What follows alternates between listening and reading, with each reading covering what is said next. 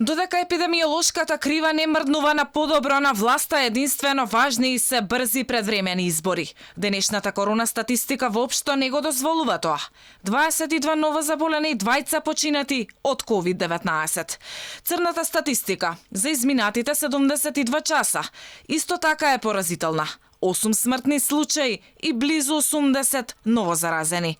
Лекарите се категорични. Сега е моментот за масовно тестирање, а не за избори. Верувам дека не е најсреќен избор да имаме избори на почетокот на јуни во јуни, од причина што бројките се премногу, се уште се премногу високи, не покажуваат значителна деклинација. Неласка предупредува и за малата излезност, доколку би се одржале избори летово, но и алармира дека протоколот за тоа како би се одвивали изборите не ја гарантира безбедноста на гласачите и на самото гласање воопшто.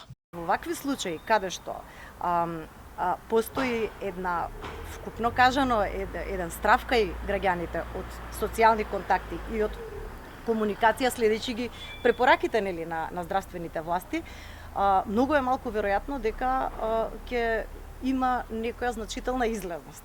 Значи, јас верувам дека хронично болни и постари не им паѓа на памет да излезат надвор, да гласат затоа што сега решиле политичарите дека ќе прават избори. Дека немаме значајна разлика во бројките на заразени и починати од април и мај, потврдува и статистиката на доктор Неласка.